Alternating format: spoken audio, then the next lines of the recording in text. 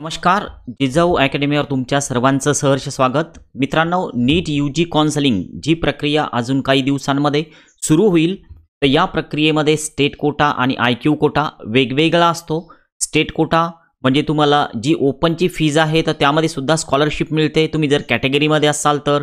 पण IQ कोटा जो आहे तर तो मॅनेजमेंट कोटा असतो. या दोन्ही कोटाच्या चॉईस फिलिंग ज्या आहेत तर त्या वेगवेगळ्या होत असतात. तर ही लिस्ट नेमकी कशी असते एका एक्झाम्पलसह समजावून घेऊया.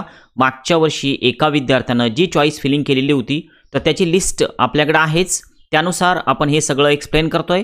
बघा, government of Maharashtra CET cell या वेबसाईटवर चालणारं हे काउन्सिलिंग आणि हा जो राऊंड होता तर हा होता स्पेशल मॉपअप राऊंड. ओके, आता विद्यार्थ्याचं नाव होतं, त्यानंतर CET सेलचा ॲप्लिकेशन नंबर, नीटचा रोल नंबर, नीटचा ऑल इंडिया रँक आणि इयर मार्किंग जी या विद्यार्थ्यानं सिलेक्ट केलेली होती तर ती रिझर्व्ड सिलेक्ट केलेली होती.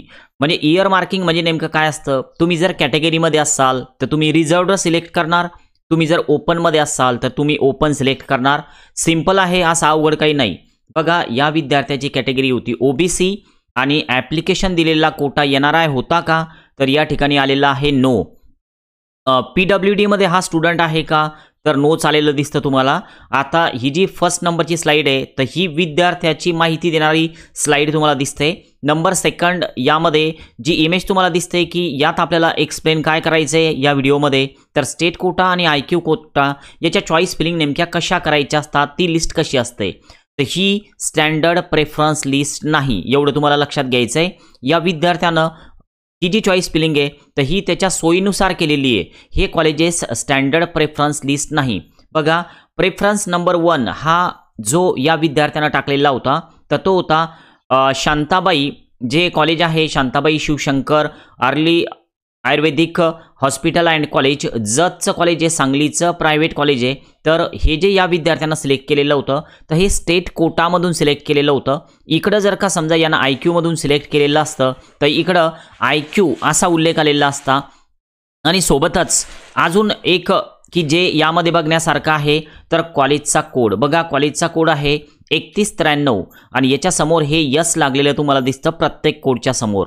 या यसचं मिनिंग नेमकं काय, तर ही जी चॉईस फिलिंग या विद्यार्थ्यानं केलेली आहे तर ही यस मीन्स काय, स्टेट कोटामधून केलेली आहे. ओके, स्टेट कोटाची चॉईस फिलिंग आहे.